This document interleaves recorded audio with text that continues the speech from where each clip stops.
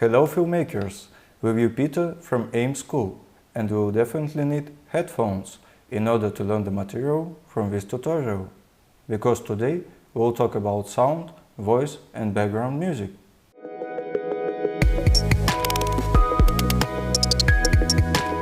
We all know that the picture is only 50% of a success. Sound plays a big role because no matter how good video you have in 8K, it will be impossible to perceive it without a good sound. This is especially important in such conversational genres as interviews and blogs. Often, but in fact always, it's not enough just to record a good sound. It also needs to be well processed.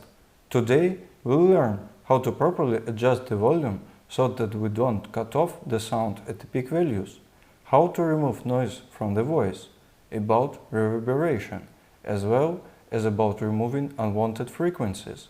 And I will ask you again to put on your headphones if it is possible. This way you'll feel the difference in sound much better.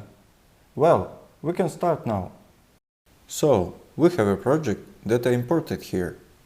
And here are just audio fragments without any editing.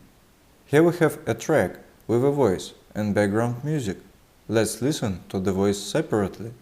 To do it, we click the solo track button. Only the first track will be played. And College A gives you a full scholarship. You have a very high SAT score, you have great grades. Next, we need to import our media files, and there are two ways to do this. The first one is just drag and drop into the media. As we can hear, our voice is a little loud and there is a little reverb on it. It's also a bit quiet. We will fix these problems. As a rule, we are engaged in voice and music processing after we have made a rough cut. It will be very problematic to work with each piece separately, apply effects to it, change its volume. Therefore, there is a separate panel for this in Premiere Pro. It's called Audio Track Mixer. Any changes that we make on it are applied to the entire track. It is located here. If you don't have it, then you can enable it in the window panel. It is located here, and the name of the timeline is located here too. What do we see here? There are the names of the tracks A1, A2, A3, etc. We have volume levels and all sorts of incomprehensible other elements. Accordingly, A1 is my voice, A2 is music. I can rename them in this window. Let's move on to the volume setting. You apply to College B. College B is the 45th ranked college in the country. They offer you nothing, right? College B is close in proximity to College A. Let's say both of them are in Boston or New York or whatever, California. You now have a bargaining position, right? Because College B wants you to attend. College A is giving you a full scholarship. So we need to make sure that our voice is about -6 decibels on this scale. We can do it manually. For example, let's move the slider up and listen to how it will sound. But this structure is not saved with such dragging. How to make the structure preserved? I find this icon import here. Everything seems to be fine, but at peak values, clipping begins to appear. The value is above 0 decibels. This is called overload. Logically, we need to make the loudest peaks sound quieter, and parts of the voice that are normal sound from -10 decibels to -3 decibels. It is necessary that they remain at their volume. We will do this with the help of dynamic processing. If we click on the small checkbox in the upper left corner of Audio Track Mixer, then such a panel will appear. This is a panel where we can apply effects. I will enable this checkbox. Accordingly, on the track with a voice, I go to the first section, Amplitude and Compression, and click Dynamic Processing. Next, I will double-click on this name, so this graph will open. Now I will expand it a little. And what do we have here? As you can see, there are the volume values on the X and Y axis. Accordingly, this is a graph of the dependence of volume on the volume. In fact, all we need to do in this window is to click Spline Curves, so that our changes are not linear, but smoother. Then we need to lower this upper point by about 5 decibels, so that the loudest peaks become quieter by 5 decibels. It's more than enough. Now, if we listen to our voice, we will notice that we won't have reading higher than 0 on the audiometers. What I would do is I would take my scholarship offer and I would contact College B and I would say, look, College B, college is really expensive, man. Times are hard. Coronavirus, is difficult on my family. And, business-wise, it's been bad for us. And I just... To avoid creating folders manually each time, during editing, you can do it differently. What we have done now is called compression. We have made the entire waveform a little denser. We have moved the peaks closer to the middle. Also, using dynamic processing, you can make the quietest parts a little louder by pulling them to the middle. So, the entire sound will become uniform throughout the entire timeline. Next, we will adjust the reverberation. This is the echo that appears in any case. For example, if you are sitting in the same apartment as me, with bare walls on which there is no foam or other studio coating. Let's listen to the voice again. But firstly, you need to configure them. Let's go to the settings. There is a little reverberation in here, so we will remove it very carefully. We return to the list of effects again. Open the Noise Reduction Restoration section and select the reverb. To put myself in that kind of position. Let's say, oh, okay, what do you want? I would say, well, college A. An element appears that indicates the power of applying the effect. We won't need much. We will make Also literally are not 6%. So let's just throw out a scenario, right? You're accepted to college A, and college A is the 95th ranked college in the country, and college A gives you a full scholarship. You have a very high SAT score, you have great grades. You apply to College B. College B is the 45th ranked. If we make more, then this reverb will start eating up the sound. Let's listen to how it sounds at 6%. By the way, you can always check how your track sounds without an effect and with an effect by clicking on this button on each effect, which accordingly enable it or disable it. Now we need to clear the noise. We open the Noise Reduction Restoration tab in the same section and select the noise. You also need to be very careful with it. It really likes to eat up your voice. You now have a bargaining position, right? Because College B wants you to attend. College A is giving you a full scholarship. So what I would do is I would take my scholarship offer and I would contact... As a rule, more than 10% is not required. Let's leave the value equal to 6%. It's more than enough. And now we will adjust our voice by removing unnecessary frequencies from it.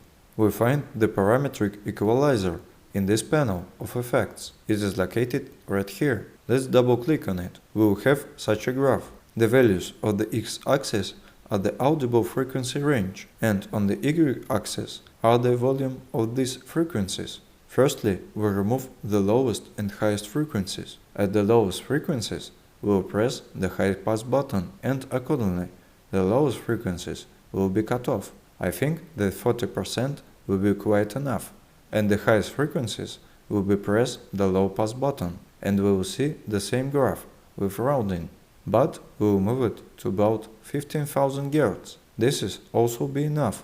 Now the most interesting thing is that we have intermediate points.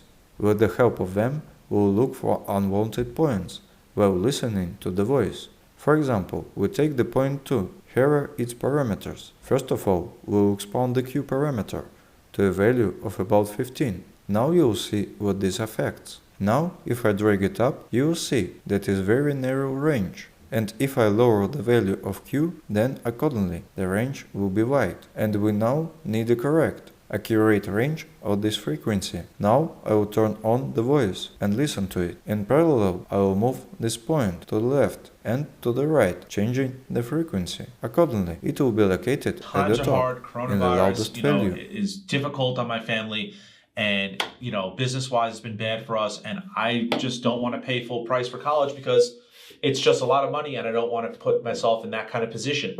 Let's say, oh, okay, what do you want? And thus, I will be able to determine which frequency sounds extremely poor. In any case, you will understand that this is the frequency that needs to be reduced, because the sound won't be pleasant. Now we have heard an incomprehensible WC sound. We'll immediately cut it and do it using the decibel slider.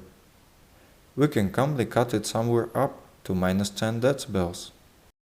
Sweeten the pot, help me out a little bit, it would be greatly appreciated. Obviously, you have no obligation, but it would really help my decision in favor of College B because I would be financially able to afford it. And let's probably say, okay, hold on, or we'll get back to you. Next, we do the same thing with the third point and click Create. Now, they might free up $5,000, $10,000 for you because they want you to attend. They want you to pay the rest. And 3, you have to calculate. We can immediately delete this clip so that it doesn't bother us. Here we got to the right place. We do the same thing. You apply to College B. College B is the 45th ranked college in the country. They offer you nothing, right? College B is close in proximity to College A. Let's say both of them are in Boston or New York or whatever, California. Also, with the fourth point, we extend its cue. There are such whistling sounds, like a funky jazz orchestra. We don't need them in our voice. Therefore, we cut them. Now I suggest you listen to how it sounded without an equalizer, and how it began to sound with it. Now we'll listen without an equalizer to examine our sources. We're not paying full price. So let's just throw out a scenario, right? And now You're accepted let's to College listen to A, it with an and equalizer. College A is the 95th ranked college in the country, and College A gives you a full scholarship. You have a very high SAT score, you have great grades. There are several interesting and convenient ways to do it in the Cut tab. The first method is called source tape. With this method, we act preciously. We take the same unsightly frequency that spoils our beautiful voice and lower it so that it sounds quieter. In fact, it may not be very noticeable to the listener, but believe me, if you work well with the equalizer, you can significantly improve the quality of your voice. But no one, of course, prevents you from adding a couple of points on the equalizer and also working with them. In my opinion, the result is more than good, despite the fact that the sound was originally recorded not very well. We managed to get a good result. So, we finish working with the voice and move on to the background music. In order for the background music not to distract us from speech, its volume should be about 20 decibels quieter than the voice volume. Therefore, we'll keep in mind that our goal for voice volume is -6 decibels. Let's listen to how it sounds together with the voice. College is really expensive, man. Times are hard. Coronavirus, is difficult on my family. And, business-wise, it's been bad for us. And I just don't want to pay full price for college because... And probably the most important thesis about background music is that it shouldn't distract us from the speaker's voice. And since many of us like to put some trap bass bootstrap remix on the background, then these basses or hi-hats can distract us so much from speech. Therefore, we will cut them off using parametric equalizer that we use to select frequencies in the voice. So, we open the equalizer, we enable these items here, we will cut the lower frequency to about 100.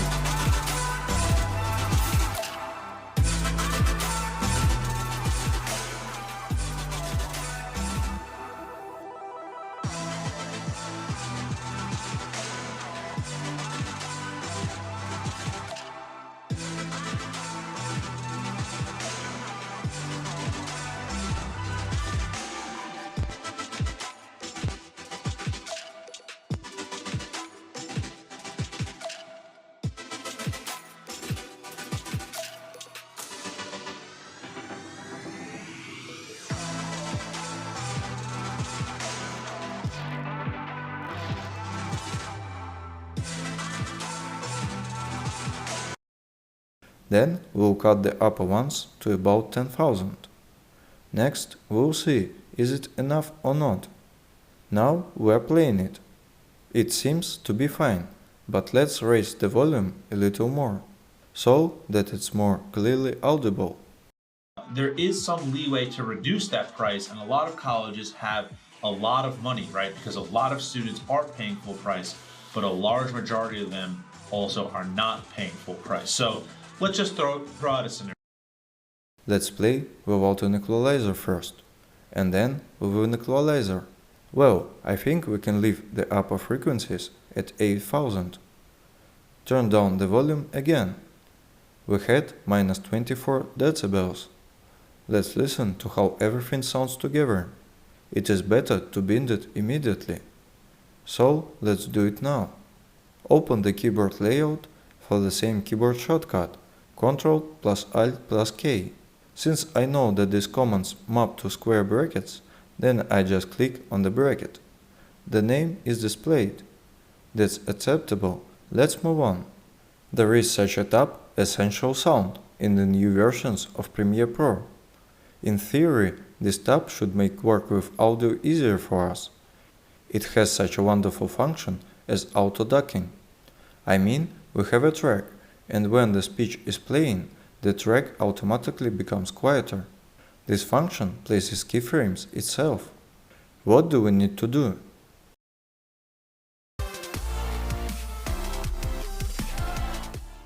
What do you want? I would say, well, College A is offering me a full scholarship. So if you guys could do anything to, sweeten the pot, help me out. This is a lot of money. I really could attend your school if I was given a certain amount.